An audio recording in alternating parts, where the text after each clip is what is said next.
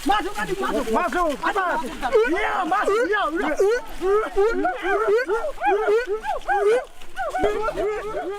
Kayu besi rawa sepanjang 17 meter ini disiapkan untuk membuat salib. Melihat panjangnya, timbul pertanyaan, siapakah yang akan disalib? Siapapun itu, pasti sesuatu yang lebih besar dari mereka.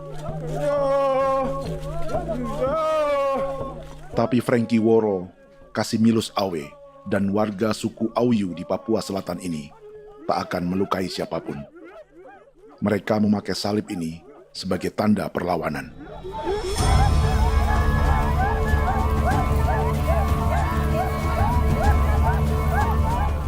Yang mereka lawan memang lebih besar, yaitu pemerintah Republik Indonesia. Pemerintah sedang mengincar 2,5 juta hektar hutan orang Papua untuk proyek tanaman industri pangan dan energi.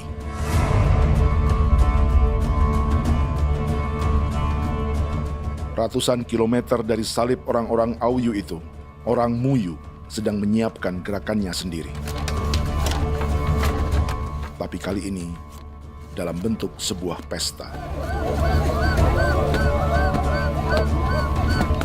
Pesta yang disiapkan oleh marga Kimco Jinibju selama 10 tahun.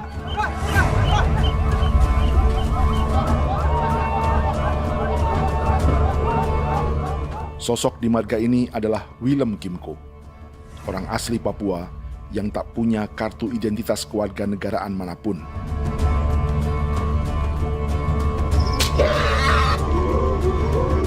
Pesta adat ini sudah cukup langka. Tak hanya di Papua, bahkan di kawasan Pasifik dan peradaban Melanesia. Awalnya bayarnya kalau pernah. Internet hati kau dekere bipnuka, dan jitana ya kati kau pernah barandipo. Kau memang ambilnya kau kuning. Ada gagasan dan gerakan sosial di balik pesta orang-orang Muyu ini. Sama dengan gerakan salib merah yang dimulai orang-orang Auyu. Salib ini akan menjadi yang terbesar dari 1.800 salib merah yang telah ditancapkan berbagai suku di Papua Selatan dalam 10 tahun terakhir. Ribuan salib merah yang dipadukan dengan palang adat adalah tanda larangan yang menyatukan unsur-unsur adat dan agama. Kami percaya bahwa kalau memang kami sudah tidak mampu untuk menyelesaikan persoalan ini, dalam hal ini perusahaan tidak bisa masuk, berarti kami minta bantuan kepada nenek moyang dan Tuhan. Atribut perang orang Auyu ini diukir atau dilukis, digambar di batang salib ini dengan tujuan bahwa kami larang dengan sangat keras. Jadi apabila siapapun baik dari antara kita sendiri yang melanggar batas ataupun pihak lain yang mengganggu keselamatan hak tanah adat kami, maka kami siap untuk melakukan ancaman perang. Salib-salib ini tidak ditancapkan di halaman-halaman gereja, melainkan di tanah dan hutan adat, di dusun-dusun sagu, dan di tempat-tempat yang disakralkan. Sebab 1.800 palang adat dan salib ini memang bukan semata tentang agama, tapi untuk mencegah negara dan perusahaan memasuki tanah dan hutan adat mereka. Papua bukan tanah kosong.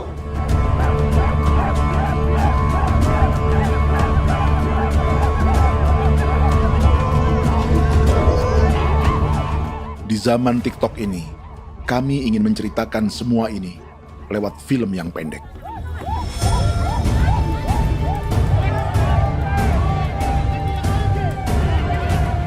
Tapi kami jelas gagal.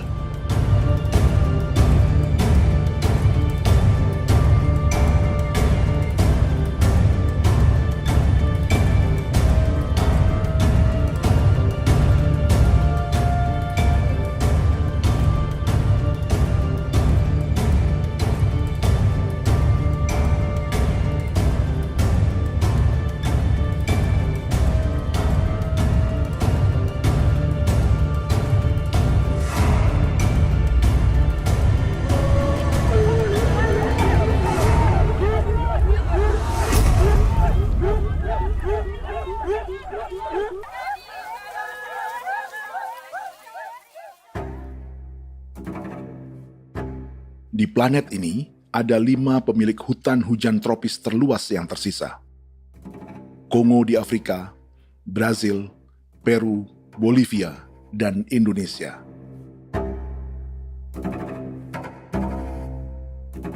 Di Indonesia, satu-satunya pulau yang hutannya masih terjaga adalah Papua, pulau terbesar kedua di dunia setelah Greenland. Lewat sejarah kolonialisme yang panjang, pulau ini kini dikuasai 2 negara. Bagian barat oleh Indonesia yang juga dikenal sebagai West Papua, dan bagian timur menjadi Papua Nugini. Dan tepat di perbatasan ini, di bagian Indonesia, sedang terjadi proyek pemusnahan hutan terbesar di dunia.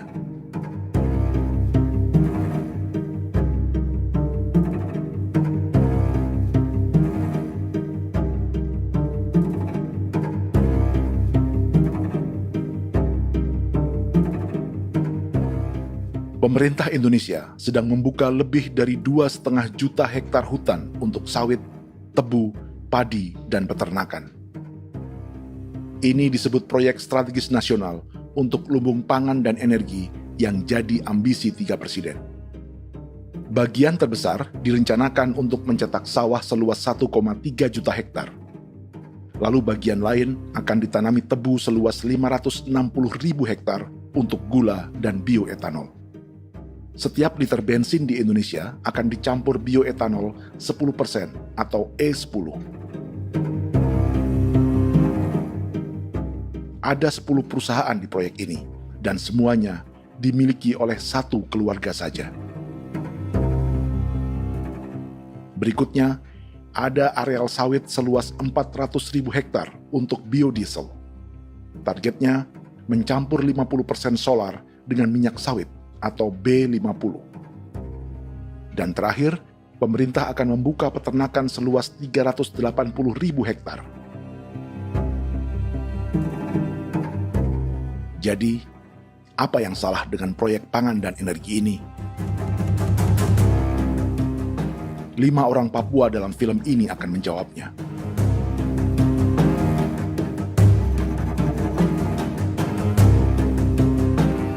Yang pertama adalah Yasinta Moiwen dari suku Marin.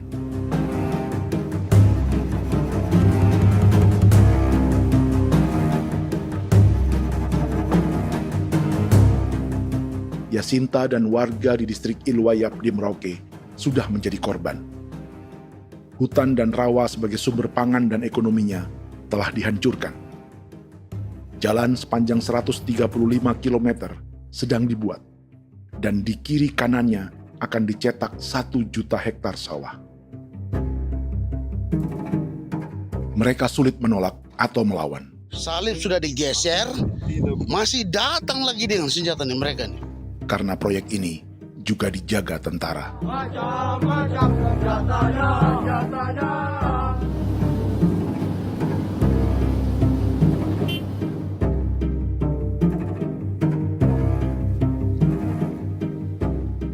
Yang kedua adalah Natalis Buer di distrik Tanah Miring, Merauke. Petani milenial ini merasa ditelantarkan. Sebab setelah hutannya diubah menjadi sawah, sebagian sawah-sawah ini tak tergarap.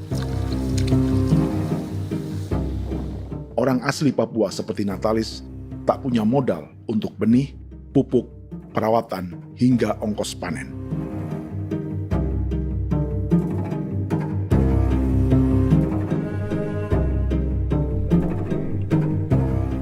Orang ketiga adalah Vincent Kuipalo dari suku Yenan di distrik Jagebob, Merauke. Vincent dan suku Ye sedang menjadi korban. Hutan adat orang-orang Ye sedang dihancurkan untuk perkebunan tebu dan bioetanol. Tanah mereka juga diincar untuk markas-markas militer, pasukan yang akan menjaga proyek pangan dan energi ini.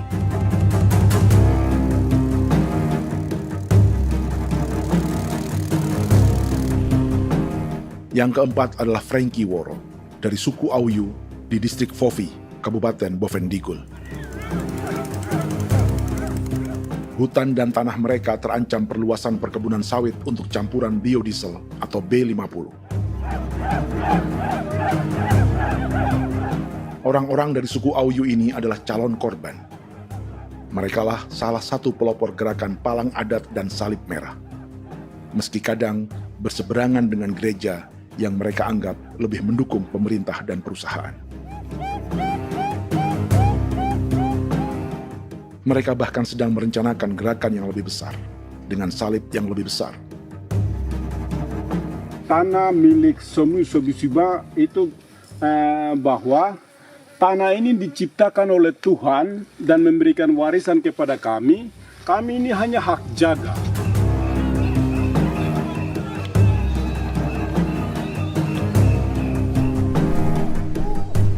Sosok kelima adalah Willem Kimco dari suku Muyu di Bovendigul. Tokoh adat dari Muyu ini hidup di garis belakang proyek negara, sehingga belum menjadi korban. Tapi mereka sedang bersiap menghadapi segala kemungkinan. Tinggal di belantara dan perbatasan membuat sebagian mereka tak punya status kewarganegaraan.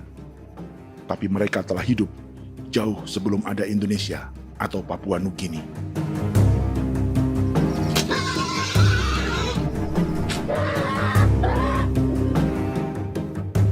Kelimanya mewakili jutaan orang asli Papua yang sedang terancam eksistensinya. Jika kita merasa kepunahan peradaban Neanderthal di Eropa, Aztec dan Inca di Amerika, atau aborigin di Australia adalah sejarah masa lalu, film ini menceritakan bagaimana pemusnahan sebuah bangsa dan kepunahan sebuah peradaban sedang terjadi di masa hidup kita. Kepunahan bukan karena kerusakan lingkungan dan ruang hidup semata, juga karena dihantam 60 tahun operasi militer.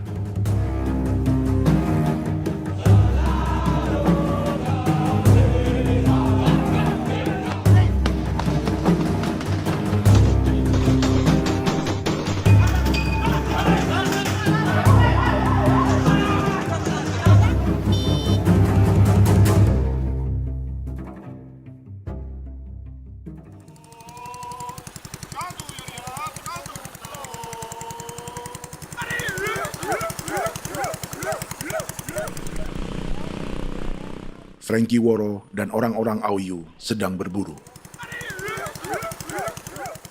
Tapi lokasi perburuan mereka mulai dikuasai perusahaan perkebunan sawit.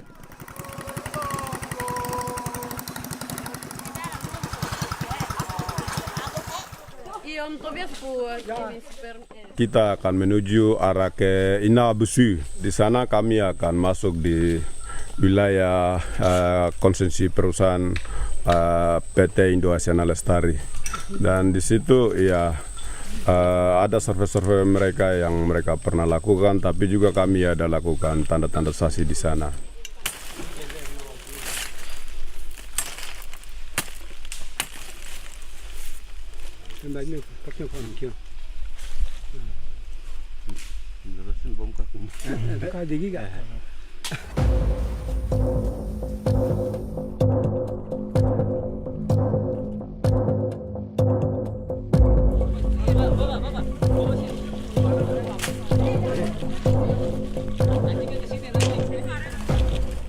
Dapat dengan yang induknya, tapi karena induknya dia lari dan terlambat kerja, akhirnya yang bisa kita dapat dia punya anak ini saja.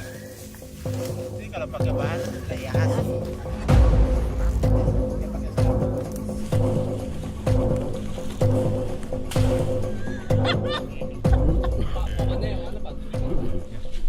Pohon ini pohon bitanggur, dia punya kayu ini kita biasa gunakan untuk kerja perahu, dan juga kulit depu getanya itu kita pakai untuk kerja ini, panah-panah ini lem, jadikan lem ini, panah-panah.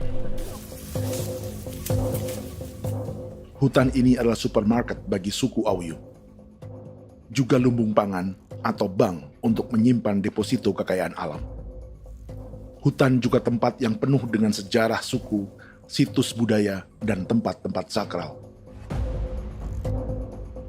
Inilah yang sedang mereka pertahankan dari incaran pemerintah dan perusahaan. Untuk semua alasan ini, mereka menancapkan ribuan salib merah.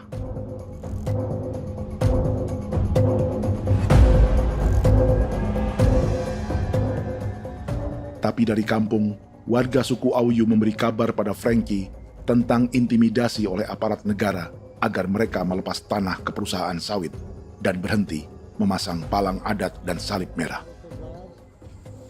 Ada beberapa titik yang saya sudah siap, tetapi di sini emergensi dari saya, terutama di Kampung Sokangon, PT Damai Timber.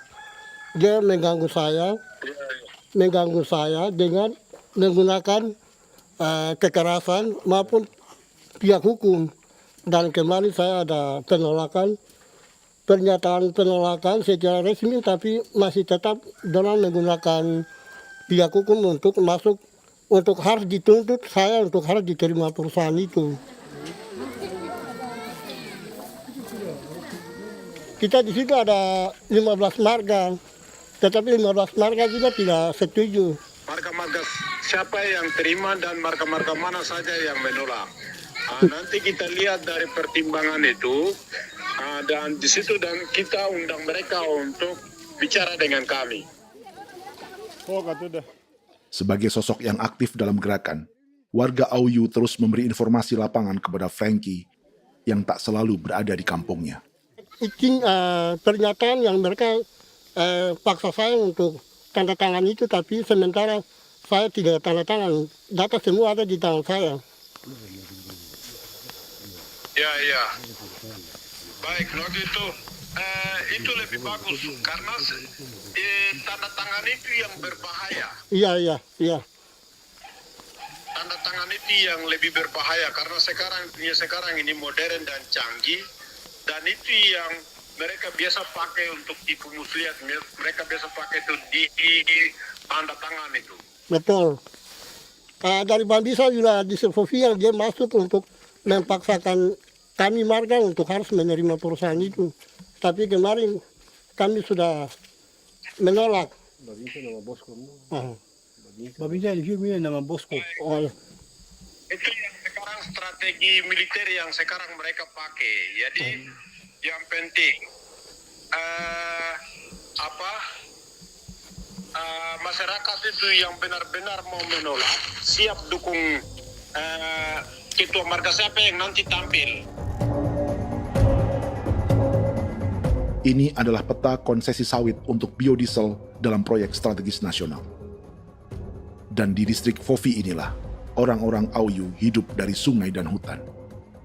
Tapi Frankie di Bovendigul masih lebih beruntung.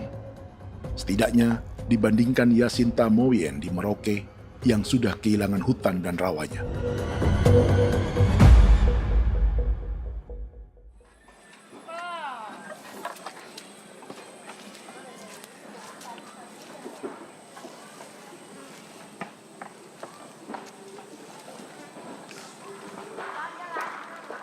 Yasinta dari suku Marin adalah petani sayur di Kampung Wanam, distrik Ilwayap, Merauke.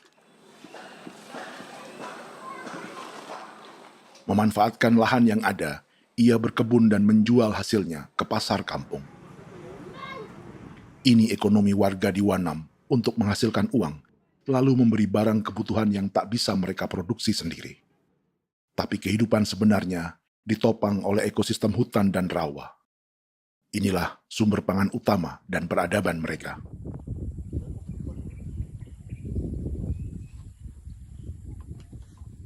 Namun ketenangan ini diusik ketika tiba-tiba pada Mei 2024, di Pelabuhan Wanam datang ratusan alat berat untuk proyek pangan dan energi pemerintah.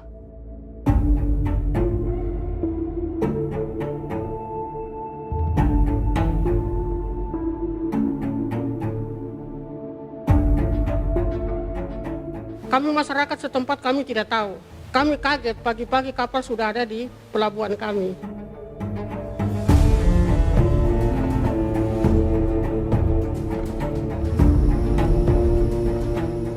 Yasinta Moywen atau Enrika Gebze dan warga lainnya tak pernah diajak bicara atau dimintai pendapat. Seakan-akan Papua adalah tanah kosong. Kita suka kaget yang dong bawa turun alat berat dong bawa turun, kita kaget masyarakat. Dorang subongkar itu kayu-kayu.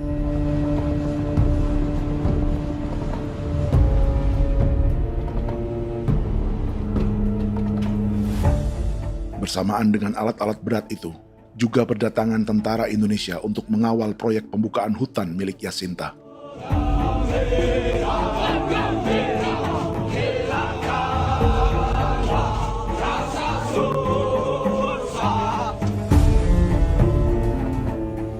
Ribu alat berat didatangkan dari Cina ke Papua oleh perusahaan bernama John Lin Group sebagai kontraktor pemerintah.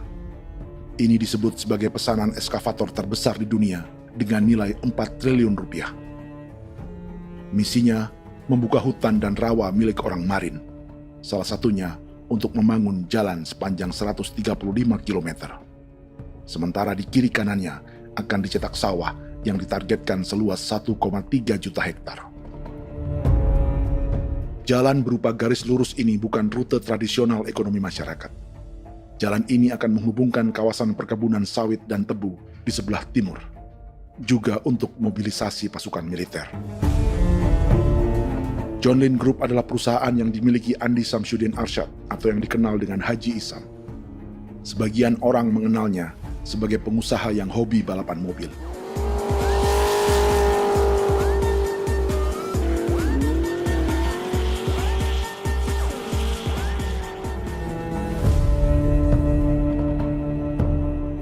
Tapi di Kalimantan, ia berbisnis batu bara, perkebunan sawit, pengolahan karet, penerbangan, perkapalan, dan biodiesel. John Lin Group kini juga menjadi pemilik perkebunan tebu dan pabrik gula terbesar di Indonesia. Sayapnya melebar dari Kalimantan hingga ke Bombana, Sulawesi Tenggara. Perkebunan tebu, pabrik gula, dan industri bioetanol inilah yang juga sedang dikembangkan di Papua. Foto ini adalah momen ketika Isam bersama kerabatnya, Menteri Pertanian Amran Sulaiman dan Menteri Pertahanan Syafri Samsudin meluncurkan program biodiesel atau B50 di Kalimantan Selatan. B50 artinya setiap 1 liter solar, 50%-nya akan dicampur minyak sawit. Perusahaannya, PT John Lin Agroraya, menjadi salah satu pemainnya.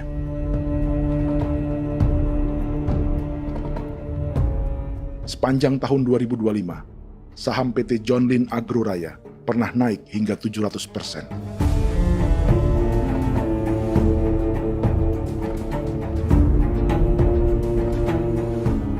Perusahaan sawitnya yang lain, PT Pradiksi Gunatama, sahamnya bahkan pernah naik 4.000% hanya dalam 1 tahun. Dari harga saham ini saja, nilai kekayaan keluarga Isam diperkirakan mencapai 100 triliun rupiah lebih, menjadikannya salah satu keluarga terkaya di Indonesia dan salah satu pemain penting industri bioenergi. Dan di Papua Selatan inilah sebagian sawit-sawit untuk mendukung program B50 akan ditanam. Inilah tanah orang-orang Wambon, Muyu, Marin, Yei, atau Auyu seperti Frankie Ward.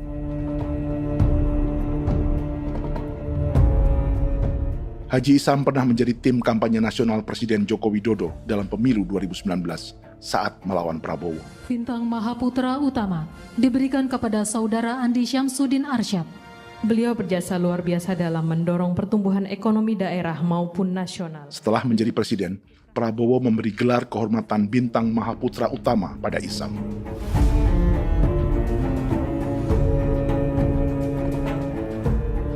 Sejumlah menteri Prabowo, juga kerabat dan orang-orang yang pernah bekerja di perusahaan Isam.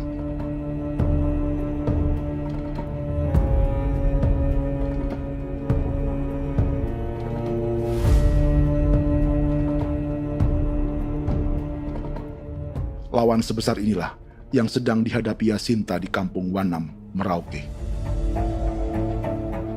Atau petani perempuan lain seperti Enrika Gebze.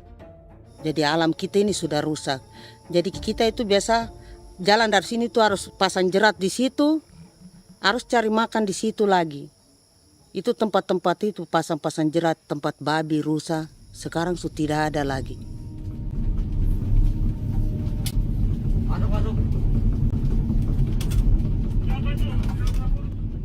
Rekaman ini memberi gambaran bagaimana Kasuari kehilangan rumah di bekas hutan dan rawa yang telah dibabat.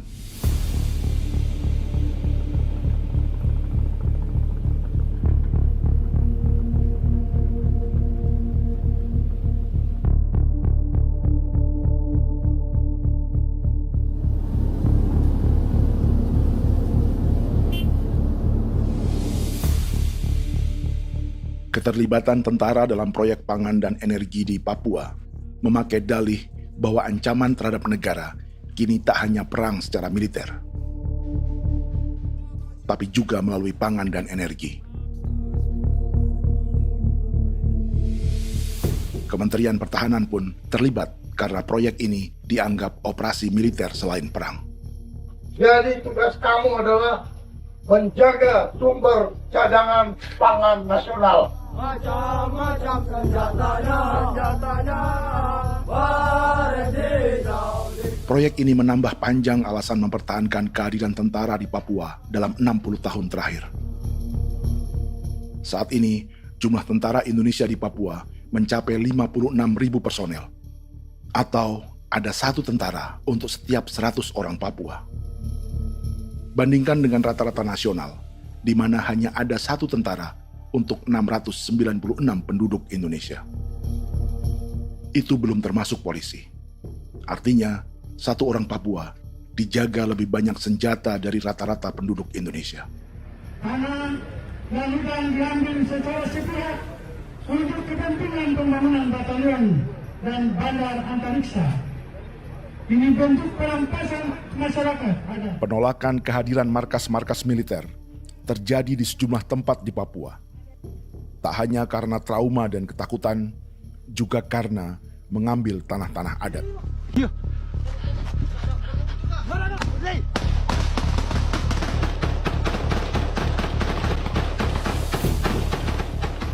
Salah satu alasan mengapa militer terus ditambah di Papua, karena masih ada perlawanan dari Organisasi Papua Merdeka atau OPM selama 50 tahun terakhir.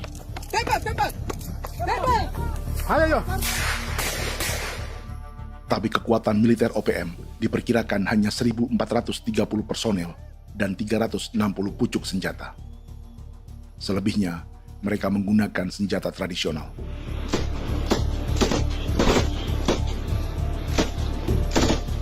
Dengan demikian, kekuatan tentara dan polisi di Papua 58 kali lebih besar dari gerilyawan Organisasi Papua Merdeka.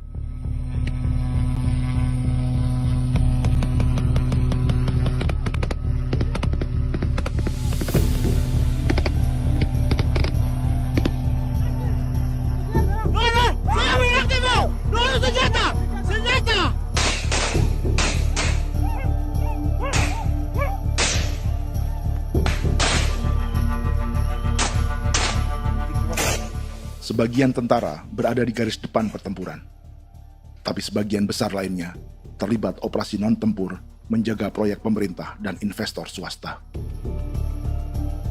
Seperti Batalion Infanteri Teritorial Pembangunan di distrik Jagebob, Merauke ini. Lokasinya bersebelahan dengan konsesi lahan tebu untuk gula dan bioetanol milik PT Murni Nusantara Mandiri. Baik perusahaan maupun markas militer, keduanya mengambil hutan milik suku Ye dari marga Kuipalo. Tapi orang datang tanam ini saja di sini, tanam papan nama ini. Victor Kuipalo menunjukkan apa yang terjadi. Jadi kita juga kaget ini. Nah, kalau ini papan nama ini memang ini papan nama ditanam tapi bukan haknya mereka yang ini. Ini hak kami di sini, hak dusun kami, marga Kuipalo yang punya hak dusun ini. Setelah memasang patok, alat berat mulai bekerja untuk membangun markas militer di tanah orang Ye.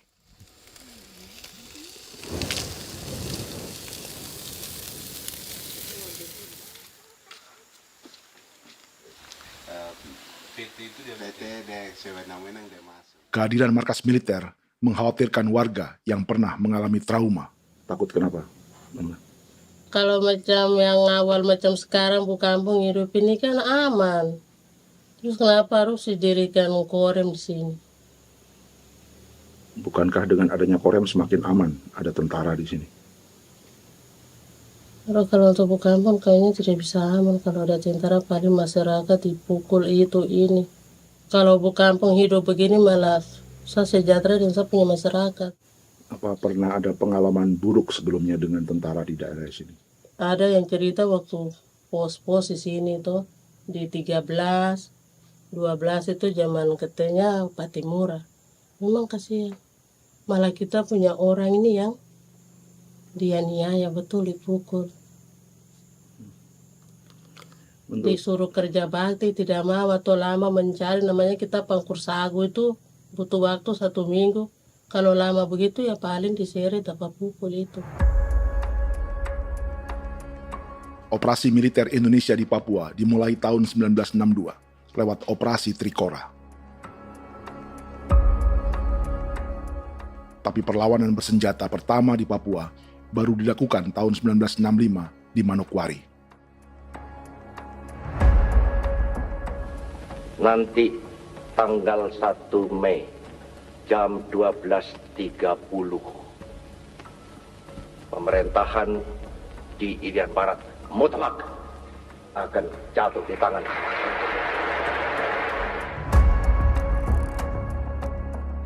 Sejak itu, selama 60 tahun, operasi militer untuk menaklukkan Papua terus dilakukan. Salah satu operasi militer paling berdarah adalah Operasi Wibawa untuk memenangkan Indonesia dalam jajak pendapat tahun 1969. 643 orang tewas di Paniai. Lalu disusul 4.146 korban tewas antara tahun 1977 hingga 1978.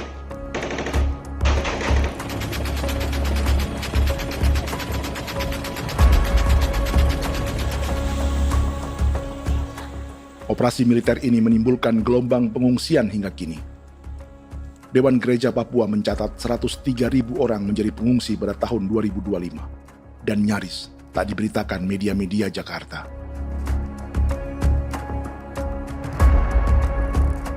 Jumlah pengungsi terbesar tercatat di Nduga yang mencapai 20.000 jiwa. Banyak di antaranya yang sedang hamil, seperti Jubiana, salah satu pengungsi Nduga. O tagarik mesikagi be muguruk berselari di namen wane gosel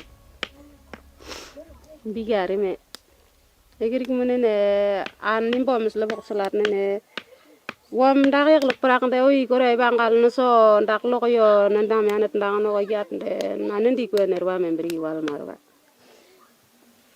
egirik mener wa tri bel no semana o ngal siya kaya ber kumbik nyak masala ore na me wo gosuluk ri namen wani go semane kuman nak wani wani ndemo golok ndak mesri namen bre golok nak no semana ne nebe minit waru ra kana bi nindige war de mino pragit de laina bulan Maret April yana mana kantan barak na lire na bam ne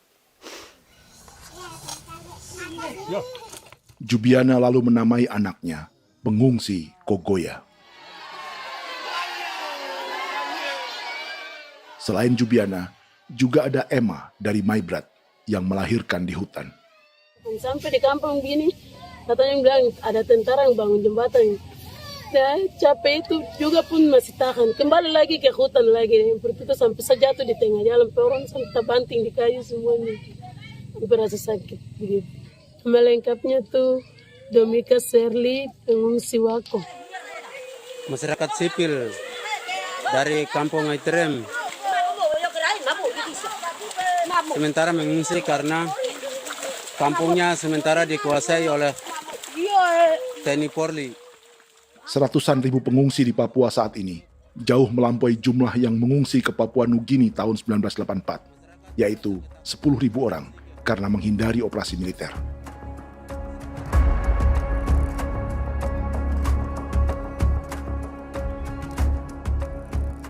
Bersamaan dengan operasi militer, eksploitasi sumber daya alam Papua juga dilakukan sejak masuknya tambang emas dan tembaga Freeport pada tahun 1967.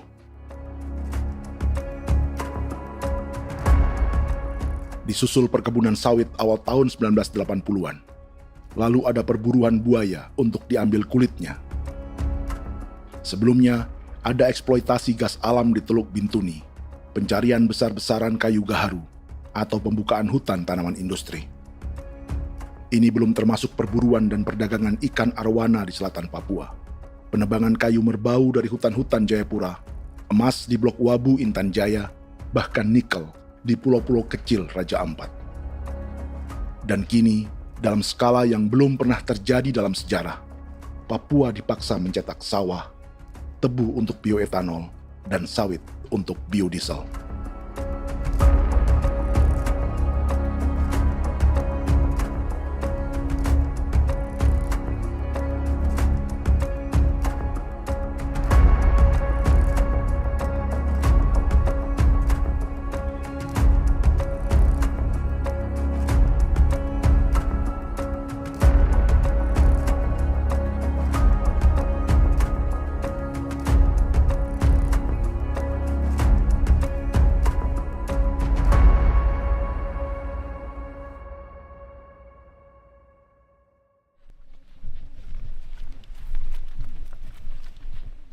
Inilah yang sedang menimpa keluarga Vincent dan Victor Kuipalo di Merauke. Hutan mereka diambil untuk markas militer dan industri perkebunan, PT Murni Nusantara Mandiri. 1 dari 10 perusahaan yang diberi konsesi untuk menanam tebu dan memproduksi gula serta bioetanol seluas 52.000 hektar.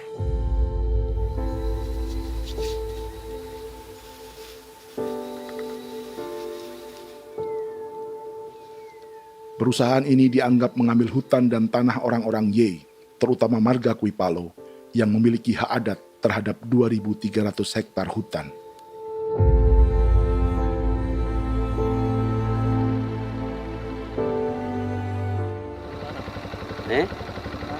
Tentara? Tentara. Oh iya, tentara.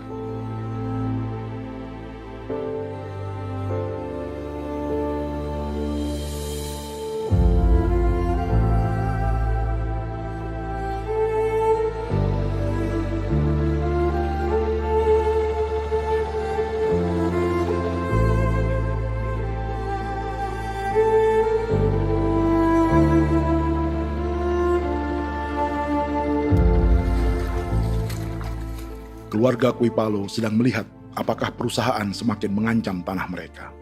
Dan kekhawatiran itu terbukti. Iya, makanya tadi saya bilang ini dari sini saja dekat, ini sudah masuk di dalam ujung lapang ini. Ini hutan, yang ini hutan yang orang ada bongkar sekarang ini. Ini sudah punya alat sudah dekat ini. Dekat sekali ini. Ini di sini. Nacau, kelapa itu yang jalan lama, jalan setapak ini. Dari udara, terlihat alat-alat berat semakin mendekati tanah orang-orang Ye, marga Kuipalo.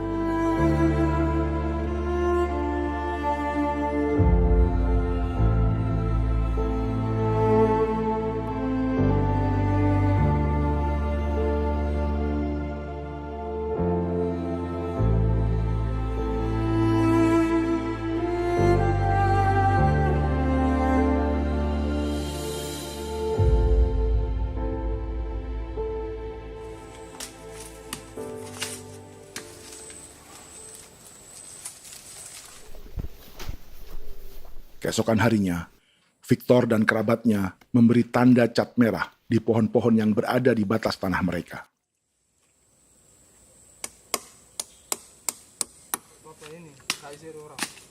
Tapi tanda peringatan adat ini tak diindahkan perusahaan.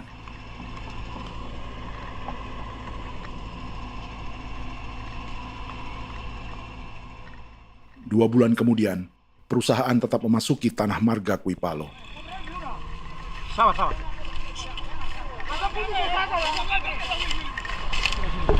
manusia, kau lihat. Tapi tidak sudah sakit hati sekali saya katakan tadi. Ini sama baik kalau tak pikiran berubah lagi hari ini. Kami juga punya tangan, hanya beda rambut.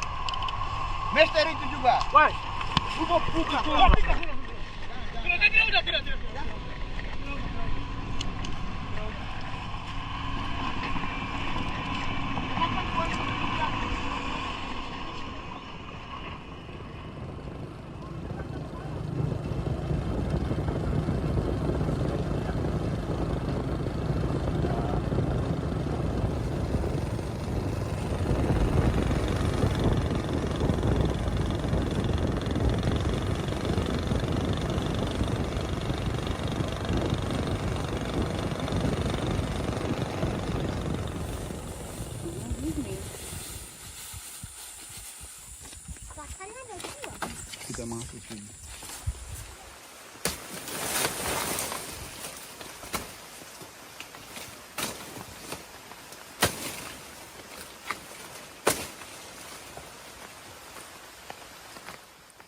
Jadi ya untuk itu seperti saya katakan tadi, apakah lebih baik kita tidak usah ada kah atau bagaimana, kita pisahkan,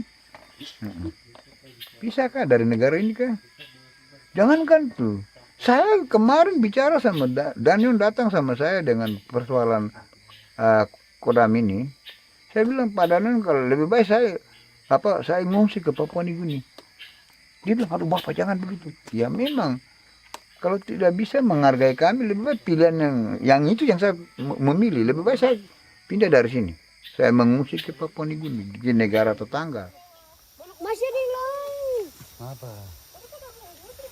Oh, ini. Saya bilang sama Kapolsek, Pak, Agustus ini, 17 Agustus saya tidak kasih naik bendera merah putih. Saya bendera ada, nanti saya taruh di meja.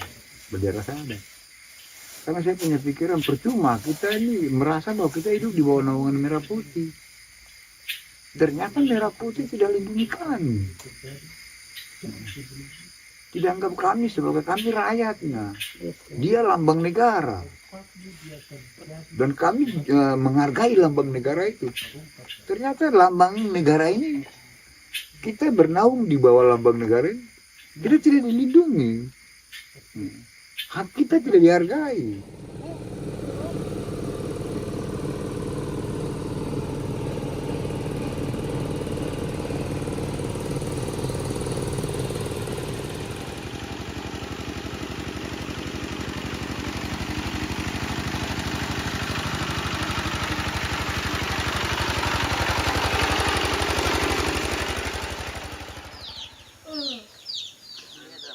Marga Kuipalo dari suku Ye terus mendapat teror dan intimidasi agar melepas tanah mereka yang hanya dihargai Rp300.000 per hektar. Tapi mereka tidak berjualan tanah. Makanya mama itu tidak suka untuk lepas tanah. Untuk apa? Baru di dalam hutan itu ada obat-obat tradisi. Itu sudah Kalau macam ada sayur juga, kita ambil sayur yang dia tumbuh sendiri. Jadi kita ini mau kemana, kalau itu sudah digusur, ya habis. Kita ini jadi penonton. Jangan sampai kita ini duduk minta di jalan. Jadi kita tidak mau seperti itu. Makanya tanah itu kita tidak melepas. Tapi mungkin orang lain tuh dia senang saja. Lebih baik saya pegang uang merah dulu. Saya bisa beli-beli itu ini. Nanti datang uang sudah habis, gembel, mau cari kemana lagi, hutan sudah habis, mau makan ikan di mana, kali sudah hancur. Seperti Yasinta di Wanam, suara dan gerakan kaum perempuan Papua sangat nyaring dan tak bisa diabaikan. Saya sebagai perempuan tolak untuk perusahaan masuk di sini. Karena kalau saya terima anak-anak saya mau dikemanakan, mau tinggal di mana. Apapun yang terjadi saya tetap tolak. Demi tanah ini saya akan berjuang, demi saya punya anak-anak. Yang katanya mengutamakan anak Papua, nyatanya yang kerja kebanyakan ya orang-orang Jawa.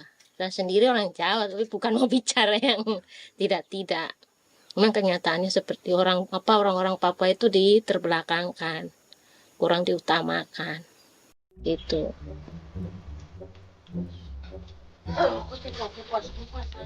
Proyek food estate seperti mencetak sawah, bukannya tak diikuti warga Papua.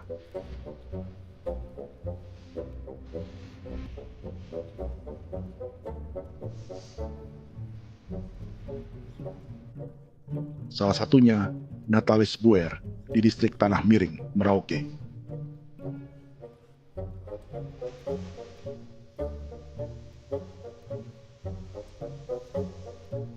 Setelah menghabisi hutan, pemerintah Indonesia mencetak sawah untuk tanaman padi karena beras mulai menjadi makanan pokok menggantikan sagu. Sebagian besar penggarapnya adalah warga transmigran yang datang sejak era 1980-an. Bahkan petani transmigran sudah ada sejak Belanda membuka proyek padi kumbe di distrik Kurik. Lokasi yang sering jadi langganan pejabat Indonesia memamerkan sawah di Papua. Tapi Natalis juga ingin belajar menanam padi atau bersawah. Namun ia kesulitan karena dibutuhkan modal untuk benih, pupuk, hingga pemeliharaan dan panen. Lalu sawah-sawah ini pun mulai dikuasai pendatang.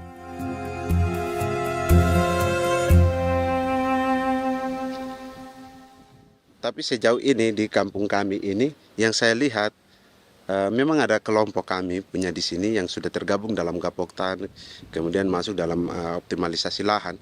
Tapi menurut saya anak asli yang punya lahan di sini. Mereka tidak punya.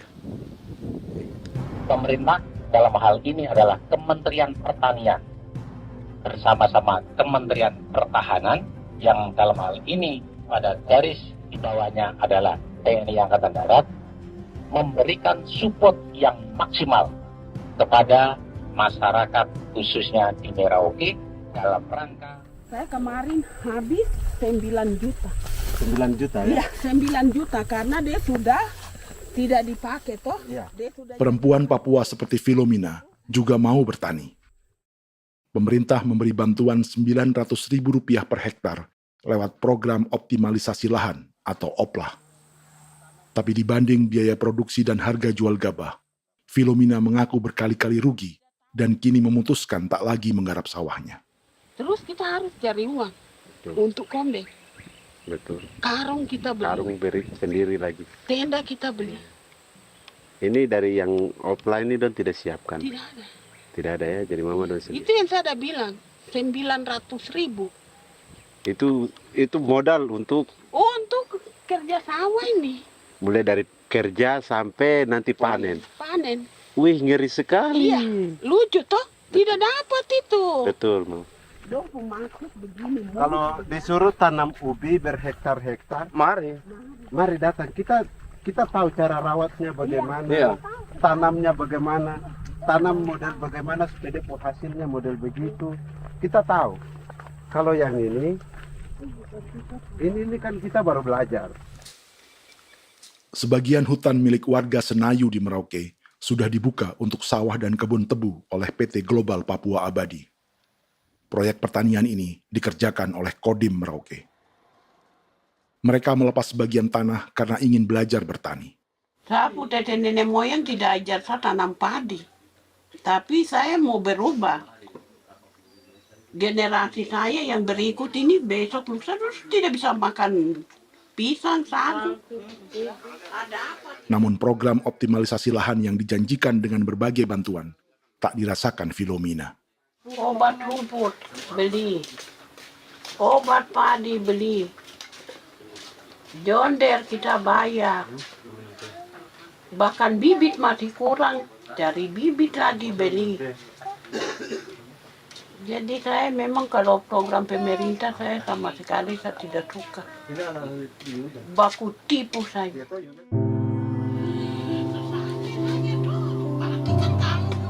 Mereka merasa ditinggalkan sendiri, jatuh bangun belajar bertani padi.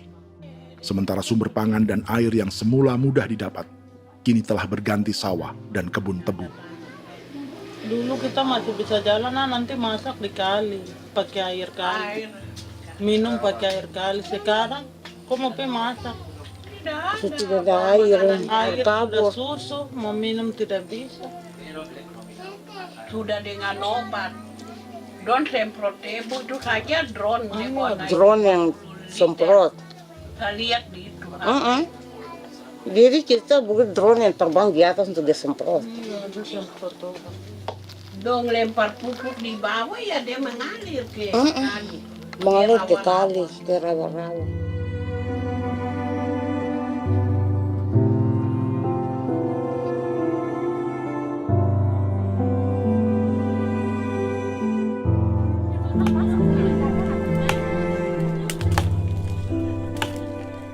Seperti pertanian sawah bagi orang Bali atau Toraja, bagi orang Auyu dan suku-suku lainnya di Papua Selatan, sagu juga bukan semata tentang pangan.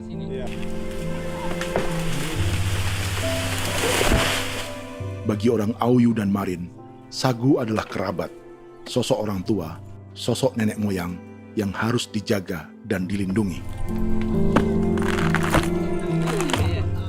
Lagi bikin apa mama ini mama? Pakai toko itu sagu.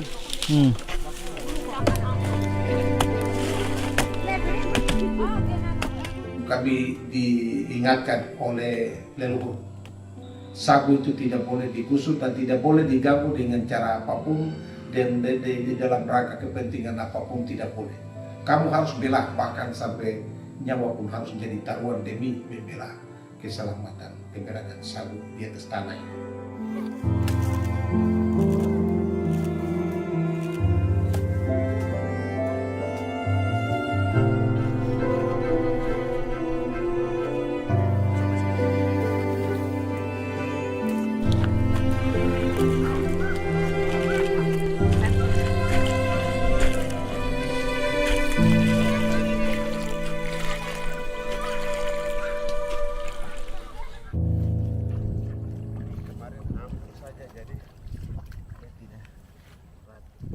Menurut Natalis, pemerintah di Jakarta mendefinisikan lumbung pangan semata urusan beras dan mencetak sawah.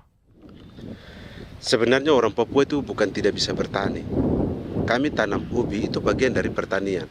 Nah, pertanian yang dimaksud oleh pemerintah itu harusnya selalu, itu kalau bisa pemerintah harus spesifikkan.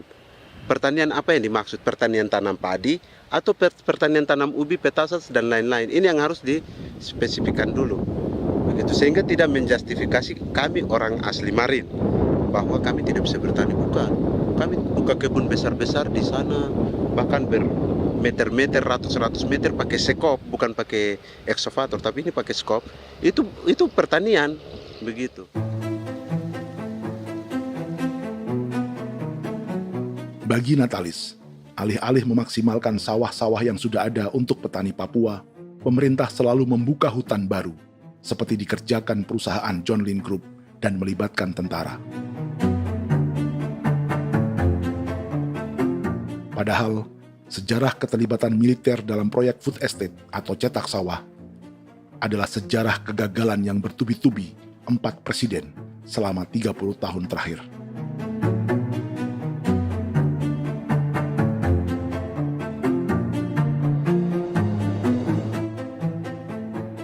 Papua bukan yang pertama menjadi proyek lumbung pangan yang melibatkan tentara. Kalimantan telah menjadi korban 30 tahun sebelumnya.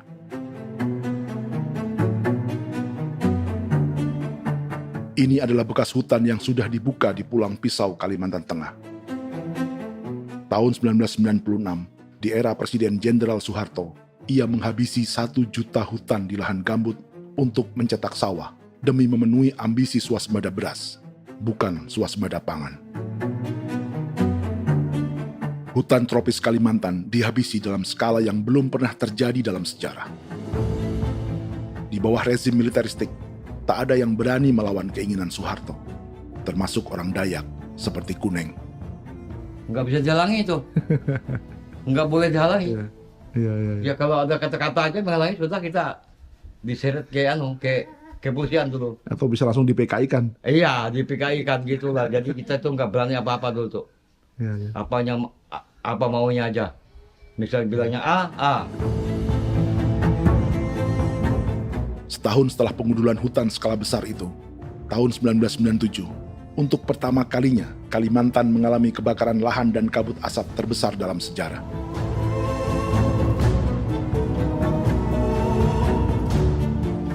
Sebagai ilustrasi, ini kondisi kabut asap tahun 2015.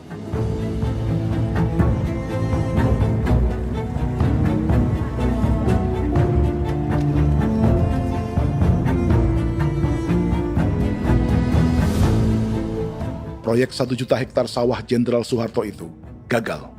Bendungan dan saluran irigasi mangkrak hingga kini. Mei 1998, rezim Soeharto tumbang, 2 tahun setelah ia menumbangkan jutaan hektar pohon di Kalimantan. Setiap tahun, lokasi ini menyumbang kebakaran dan kabut asap yang merugikan jutaan orang. Sawah yang berhasil di Kalimantan justru bukan sawah yang dibangun Jenderal Soeharto, melainkan yang dirintis para transmigran sejak era 1980-an. Sawah-sawah inilah yang ikut digarap oleh militer di era Presiden Joko Widodo. Dan hasil dari proyek food estate Presiden Jokowi itu sama sekali jong nih, nggak ada harapan lagi sudah seperti ini. Tapi Jokowi terus memperluas area food estate hingga 16.000 hektar. Presiden Jokowi juga menyerahkan urusan lumbung pangan ini kepada Prabowo yang saat itu menjadi Menteri Pertahanan. Salah satunya di Kabupaten Gunung Mas, Kalimantan Tengah, untuk membuka perkebunan singkong seluas 31.000 hektar. Food Estate Singkong Jenderal Prabowo ini dimulai dengan membuka 600 hektar hutan di Tawai Baru. Proyek singkong untuk bioetanol ini pun dijaga tentara. Dan seperti Jenderal Soeharto, proyek Jenderal Prabowo ini pun gagal.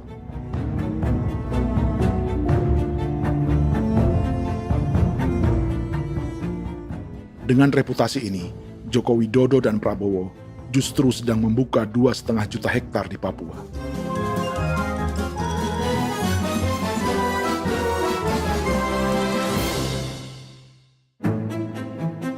Setelah Jenderal Soeharto, Presiden Jenderal Susilo Bambang Yudhoyono juga mencoba membuka food estate di Papua sejak tahun 2010. Namanya Merauke Integrated Food and Energy Estate atau MIFE. Proyek ini juga gagal. Lalu di lokasi yang sama, Jokowi berusaha meneruskan dengan proyek mencetak sawah 1,2 juta hektar yang juga gagal. Sekarang yang paling siap adalah 1,2 hektar. Yang 1,2 juta hektar. Dan kini, Prabowo yang pernah gagal dengan 600 hektar singkong di Kalimantan justru akan mengulangi di Papua dengan skala 2,5 juta hektar. Di daerah Papua pun harus ditanam kelapa sawit supaya bisa menghasilkan juga BBM dari kelapa sawit. Dalam setiap proyek pangan dan energi di Papua, yang lebih menonjol bukan tanaman pangannya, melainkan untuk energi atau bahan bakarnya. Sawit untuk biodiesel dan tebu untuk industri bioetanol. Ada 10 perusahaan yang diberi konsesi hingga 0,5 juta hektar untuk tebu. Dan 10 perusahaan itu dimiliki oleh satu keluarga saja.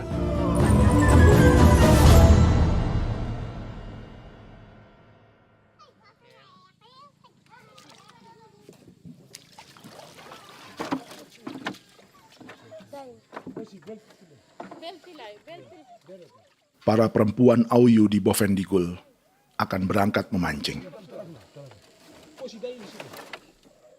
Priska Beni membantu menyiapkan perahu.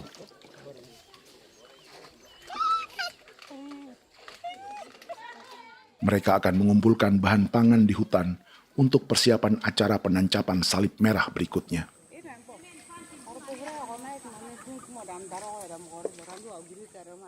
Priska sudah mengambil posisi memancing.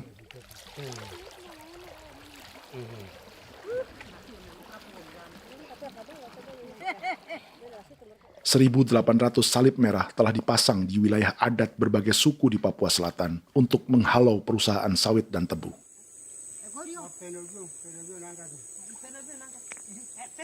Maria Tebung yang paling muda datang membawa hasil.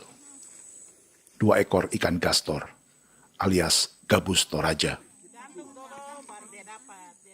Sebagai generasi Z, pendidikannya sampai sekolah dasar. Di perusahaan perkebunan seperti sawit atau tebu, ijazah SD hanya bisa menjadi buruh kasar. Tapi ia tak tertarik. Karena kita hidup itu dari alam, kita pancing, juga di darat, bawa anjing, terus bikin pagar sagu, dapat babi, bawa baru kita makan. Jadi kita tidak mau perusahaan masuk. Sementara Priska Beni masih mencari peruntungan. Tapi baginya, menjadi nelayan di Sungai Fofi masih lebih baik daripada bekerja 9 tahun di perkebunan sawit. sudah pengalaman, jadi kita tidak mau lagi. Sudah berapa lama ketika kerja itu? Selama di sana. 9 tahun di sana. 9 tahun? Saya baru pulang dari perusahaan. Selama 9 tahun kerja di sawit, bisa punya rumah kah? Atau Tidak. motor kah? Tidak. Johnson kah? Tidak. Cuma makan saja. Pendapatan juga kan tidak lebih. Habis dimakan.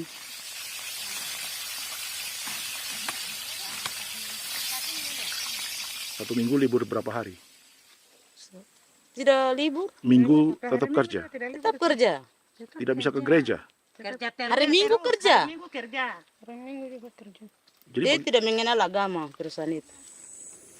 Di grup perusahaan sawit Korindo, Priska digaji 2 juta rupiah per bulan dan tinggal di mes karyawan. Tapi gaji itu dipotong bahan makanan atau BAMA rata-rata 1 juta rupiah setiap bulan.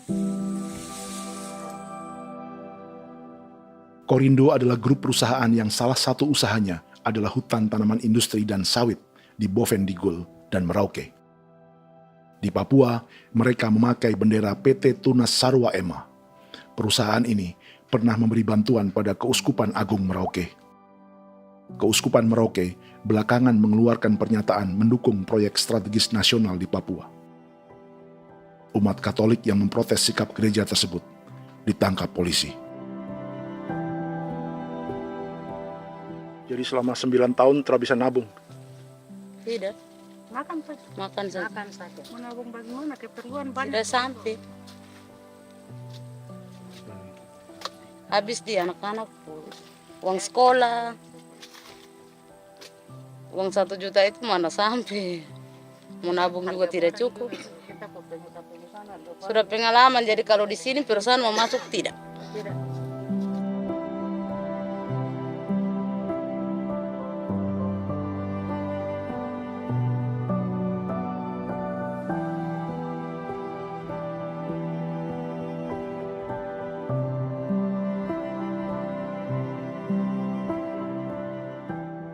Dan menu makan siang seperti ini agaknya sulit bagi buruh sawit atau tebu yang digaji 2 juta rupiah per bulan.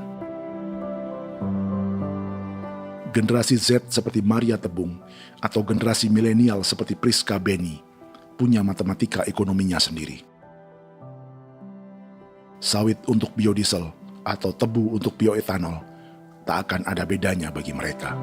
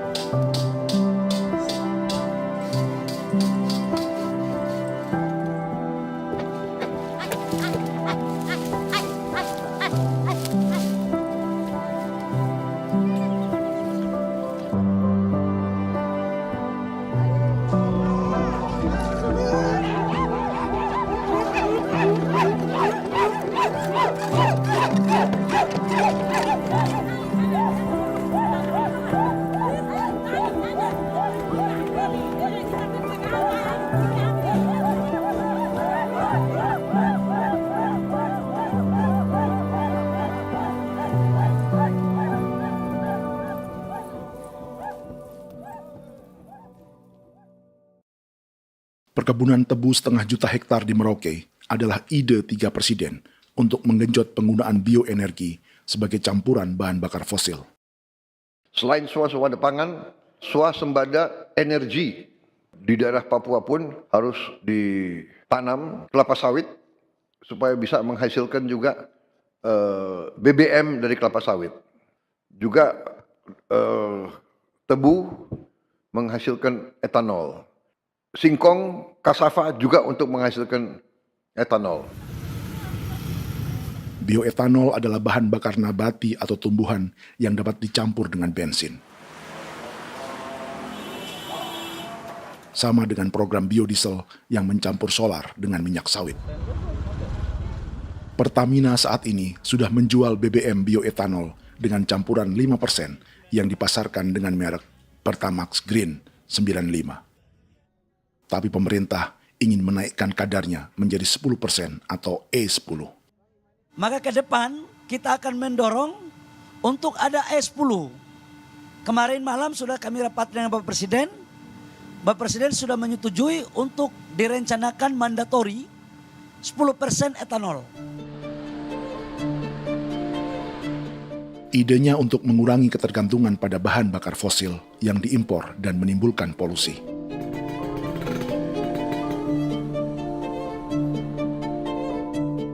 Tapi bioetanol bukannya tak mengorbankan lingkungan, hutan, rawa, dan manusia. Karena program E10 membutuhkan 7,3 miliar liter bioetanol, maka lahan yang dibuka untuk menanam tebu bisa mencapai 1,3 juta hektar. Sementara saat ini, luas perkebunan tebu di Indonesia hanya 500 sampai 600 ribu hektar. Artinya, butuh lahan baru hingga 800 ribu hektar untuk menanam tebu.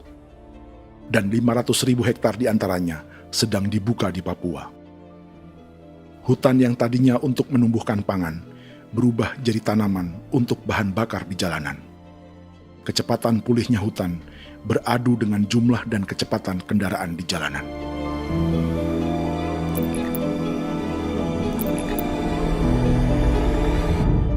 Dahaga terhadap energi tak pernah bisa dipuaskan. Setelah minyak sawit untuk biodiesel, dunia kini merambah singkong, jagung, dan tebu untuk bioetanol. Benua Amerika, Eropa, sebagian Afrika, hingga separuh Asia kini mulai memakai bioetanol sebagai campuran bahan bakar.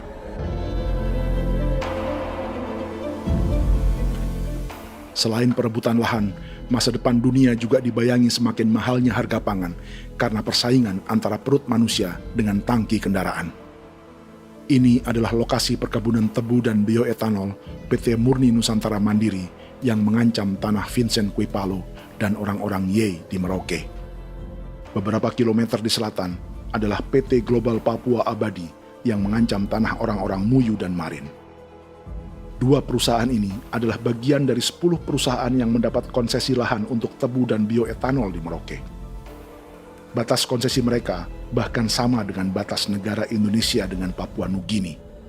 Salah satu ciri bahwa peta konsesi ini dibuat di Jakarta dari atas meja. Sama seperti kolonial Inggris dan Belanda ketika mereka membagi Pulau Papua dengan garis lurus pada abad 19. Seakan Papua adalah tanah kosong. Bedanya, meski peta konsesi ini mengatur batas 10 perusahaan, tapi perusahaan-perusahaan ini sebenarnya dimiliki oleh satu keluarga saja. Ini nama 9 dari 10 perusahaan tebu dan bioetanol di Merauke, Papua. 99% saham mereka dimiliki sebuah perusahaan bernama PT Merauke Nusantara Manis. Sementara 1% sisanya dimiliki PT Merauke Gula Mandiri. Tapi saham kedua perusahaan ini dimiliki PT Merauke Sugar Group. Dan perusahaan ini, 90% sahamnya dimiliki pengusaha bernama Angelia Bonaventure Sudirman, serta perusahaan bernama Zico Trust dan Resource Harvest. Lalu 10% lainnya dikuasai PT Papua Energi Abadi, yang pemiliknya adalah Dudi Christian dan Angel Madeline. Sekarang, mari kita lihat siapa mereka. Angelia Sudirman adalah keponakan dari salah satu konglomerat sawit Indonesia, Martias Fangiono. 9 perusahaan di Papua ini berada di bawah bendera Merauke Sugar Group. Dan Merauke Sugar Group hanya satu dari 7 grup perusahaan milik keluarga Fangiono.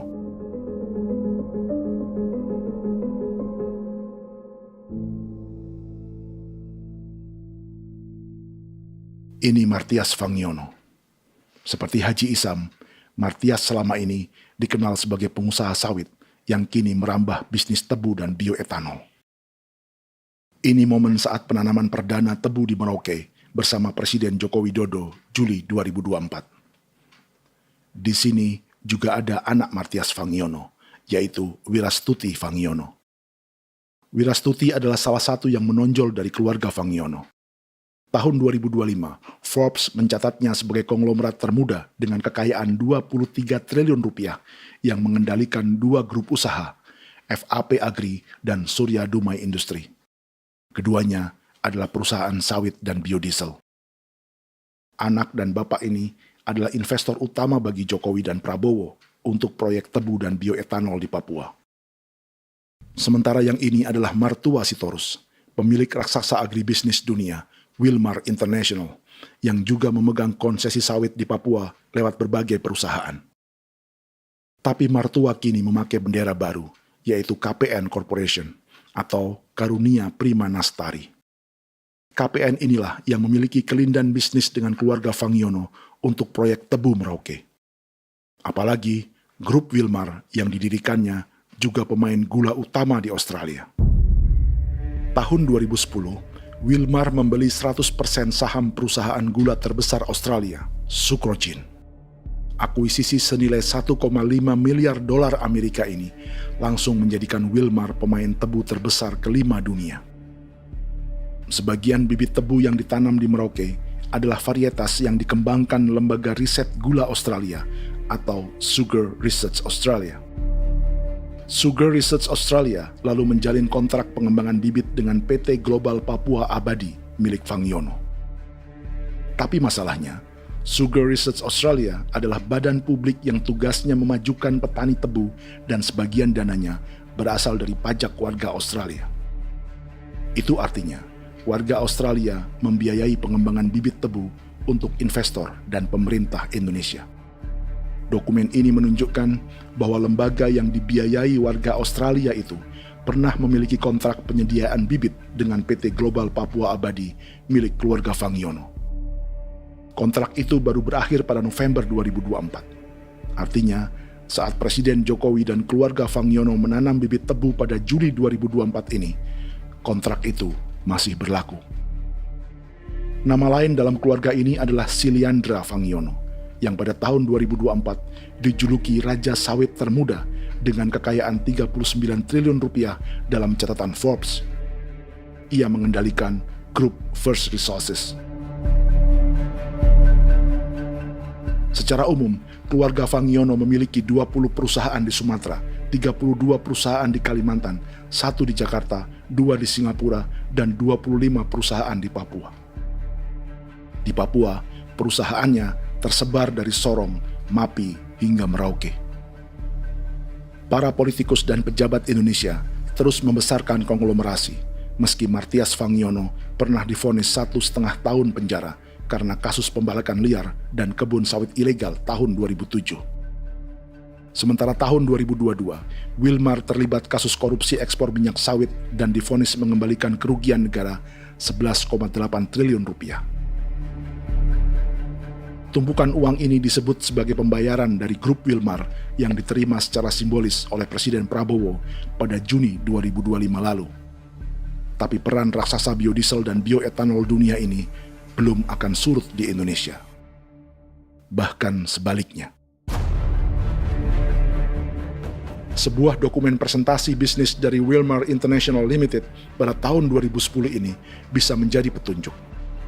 Presentasi ini bagian dari proses pembelian 100% saham raksasa tebu Australia, Sucrogin. Dalam presentasi ini, Wilmar mengaku ditawari konsesi lahan 200.000 hektar di Papua, atau dulu disebut Irian Jaya, untuk menanam tebu. Dengan penerbangan hanya 2,5 jam dari kantor Sucrogin di kota Townsville ke Merauke, Wilmar akan mengawinkan bisnis gula dan bioetanolnya menjadi pemain dunia. Dan lokasi yang diincar oleh Wilmar adalah distrik Ilwayap di Merauke, kampung halaman Yasinta Moiwen. Dan persis disinilah, 14 tahun kemudian, ribuan eskavator John Lynn Group milik Haji Isam mulai membuka hutan sebagai kontraktor pemerintah. Presentasi dan gagasan ini dibuat oleh Wilmar pada Juli tahun 2010. Sebulan kemudian, Agustus 2010, pemerintah Presiden Susilo Bambang Yudhoyono meluncurkan proyek Lumbung Pangan dan Energi Merauke atau Merauke Integrated Food and Energy Estate. Targetnya membuka lahan 1 juta hektar dalam 5 klaster yang masing-masing 200.000 hektar. Angka yang sama dengan presentasi Wilmar. 5 tahun kemudian, 2015, giliran Presiden Joko Widodo yang mau melanjutkan proyek pangan dan energi 1,2 juta hektar. Menjelang pensiun sebagai presiden, Jokowi kembali menggencarkan proyek ini dan melibatkan Prabowo sebagai Menteri Pertahanan. Jokowi lalu mendukung Prabowo sebagai presiden berpasangan dengan anaknya, Gibran Rakabuming Raka sebagai wakil presiden. Kini, setelah menjadi presiden, giliran Prabowo yang melanjutkan proyek bioetanol dan biodiesel dengan memobilisasi militer dan melibatkan pejabat-pejabat yang juga para elit partai koalisinya.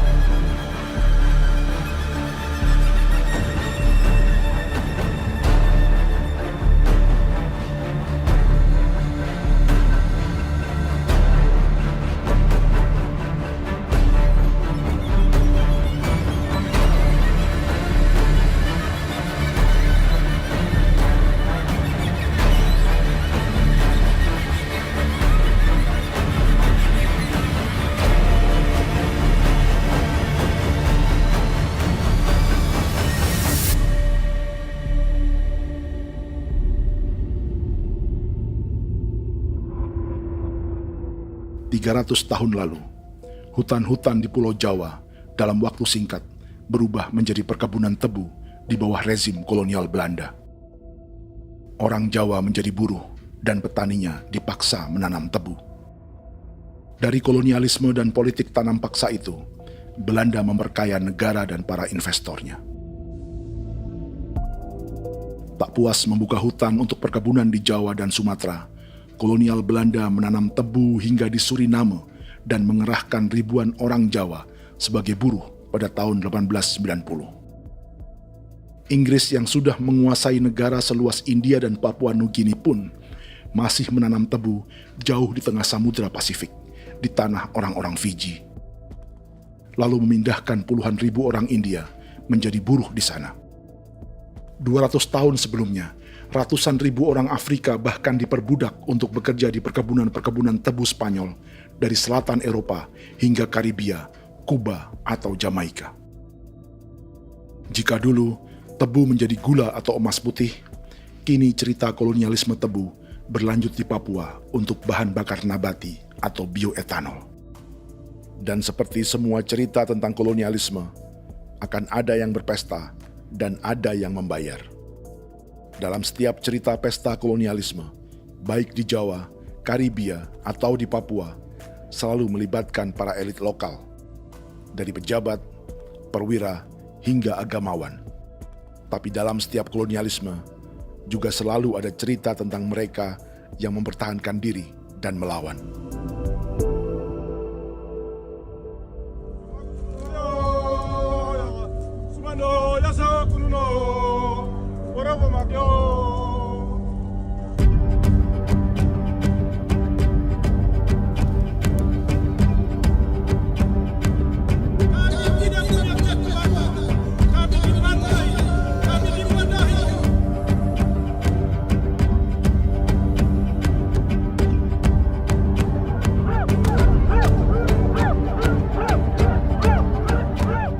Dalam sejarah Gereja Katolik banyak pemimpin-pemimpin yang adalah tanda petik itu adalah Judas-Judas juga. Jadi itu sudah pasti karena itu adalah manusia. Nah, satu sisi sebagai manusia dalam perjalanan digoda, apalagi ada dalam posisi-posisi jabatan ya mungkin banyak tawaran-tawaran lain, lalu disitulah terjadi pergeseran keberpihakannya kepada misi gereja tadi itu untuk umat, untuk mereka yang tertindas. Orang kirim eksavator, orang kirim tentara, orang kirim polisi. Pukul kami bukan pencuri, kami tidak pernah mencuri orang barang. Kami tidak pernah menangis ke orang lain. Kami tidak pernah menangis ke kita bapak mama, kami menangis kepadamu. Tuhan kami lemah. Tidak tahu.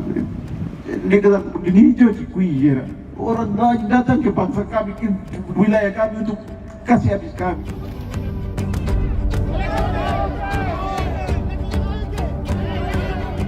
Kimam Dehi, Ya Kimam Dehi, Bono Ya Hadigul Dehi, Bono Ya Hadigul Dehi. Kita buat saksi seperti begini untuk menolak perusahaan apapun yang masuk di tanah kami. Kalau kita kasih, kita bikin rusak sekarang, kita punya generasi berikutnya mau dapat kemana? Jadi kita nyatakan sikap di sore hari ini, kami tolak.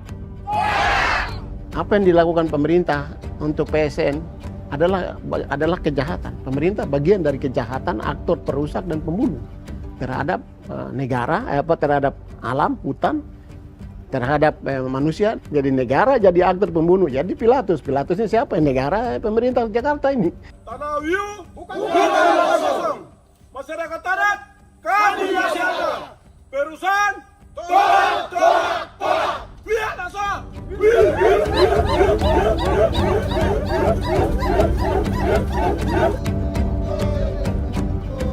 Jika tanah adat dan hutan adat hilang, kami mau hidup di mana? Maka di sini saya mau bilang, negara jangan tipu-tipu kami lagi.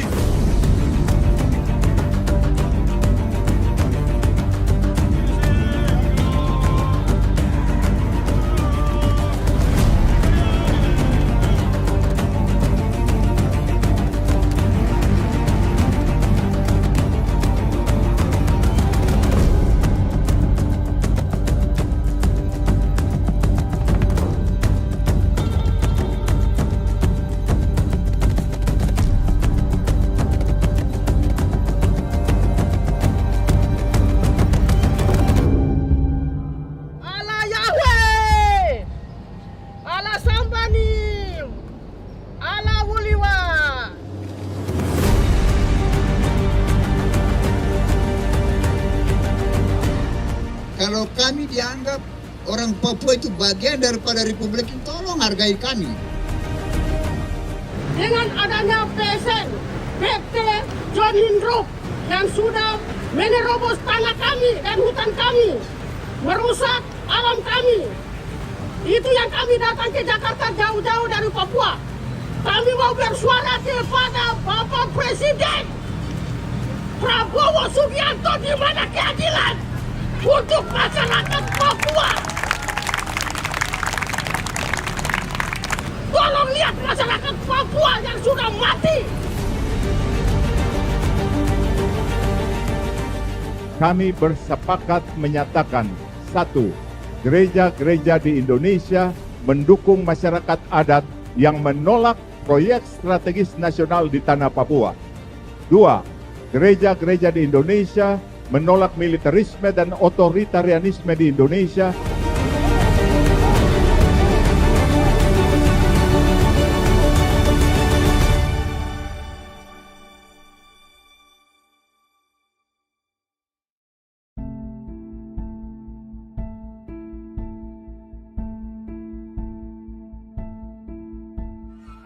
Kita sering merasa banyak hal buruk sudah jadi cerita sejarah.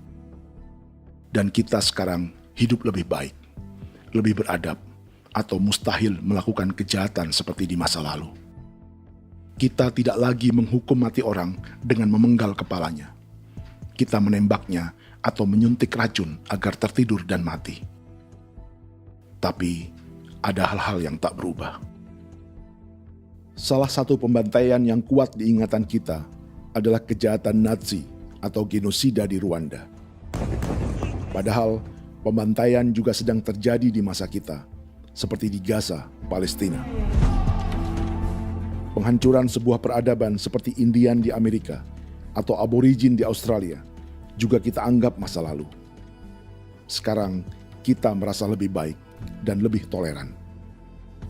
Padahal proses penghancuran bahkan pemusnahan yang sama sedang terjadi terhadap bangsa Melanesia di Papua. Begitu juga dengan praktik kolonialisme.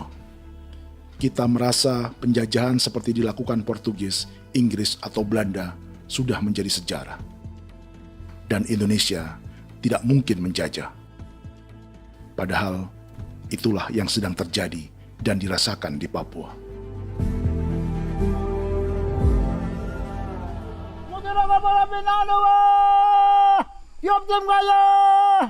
Kautem gaya, upaka gaya, ada giliran mana namanya wah. Jalannya sejarah ini disadari Willem Kimco di pedalaman Bovendigol, Papua. Hidup terpencil dan tak tersentuh urusan negara bukan berarti selalu aman.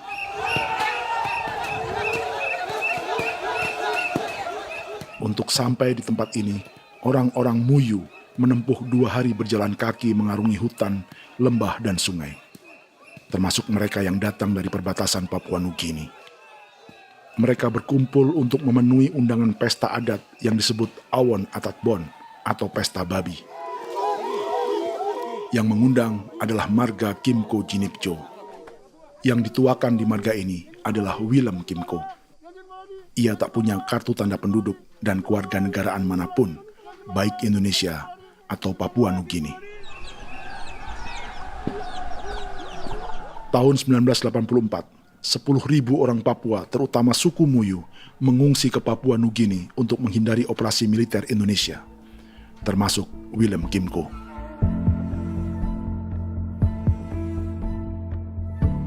Apa yang membuat pesta adat ini istimewa?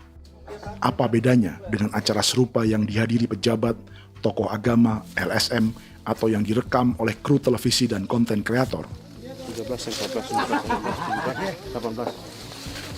Pertama, untuk membuat pesta babi, orang Muyu perlu persiapan selama 10 tahun. Sebab, babi-babi yang akan jadi bagian dari pesta ini tak boleh dibeli, alias harus dipelihara sendiri. Babi-babi ini bukan bantuan pejabat pemerintah, gereja, atau LSM.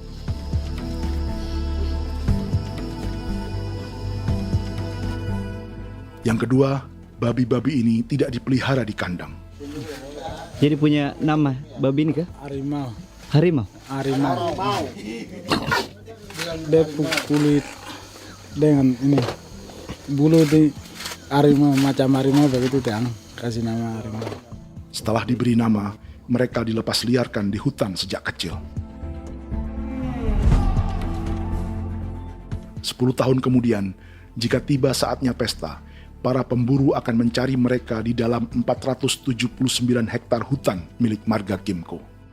Suku atau marga lain tak akan mencurinya di hutan, karena mereka sudah punya babi dan wilayah masing-masing.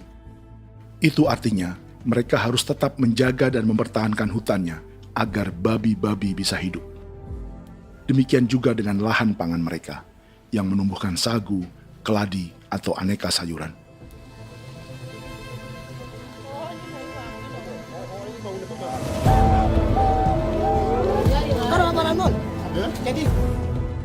Yang ketiga, dalam Awon Atatbon atau pesta babi, binatang ini tidak dimakan secara gratis.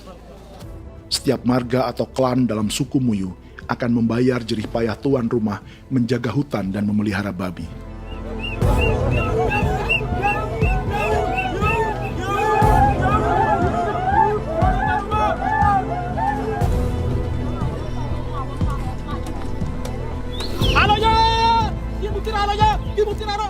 Ini seperti arisan untuk menjaga budaya dan lingkungan. Bagian dari budaya dan ekonomi timbal balik yang ditandai dengan siklus memberi dan menerima.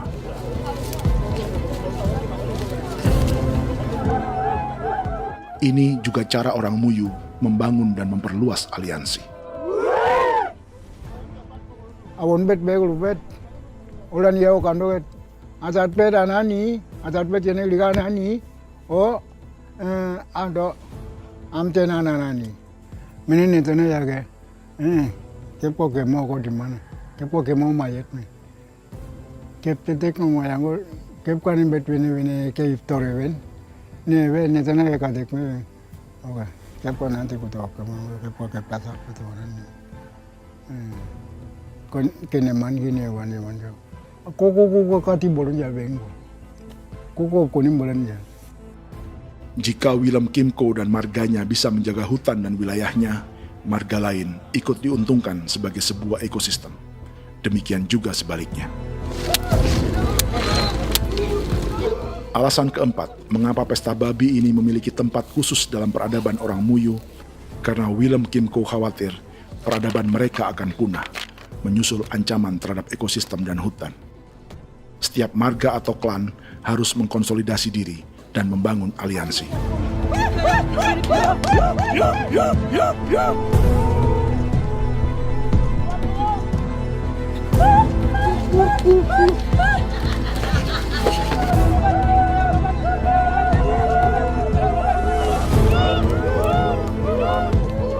Kekhawatiran Willem dan orang-orang Muyu tak berlebihan. Ruang hidup mereka bersinggungan dengan proyek bioetanol dan biodiesel pemerintah Indonesia. Mereka juga tahu apa yang telah dan sedang menimpa suku lain seperti Auyu di Bovendigul atau Yainan dan Marin Anim di Merauke.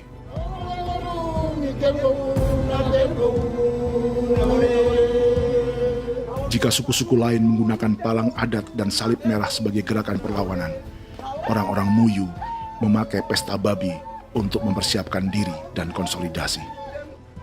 Sebab, berbeda dengan saat mengungsi tahun 1984, kali ini yang datang ke tanah orang-orang Muyu tak hanya tentara, juga alat-alat berat bersama para pebisnis pangan dan energi.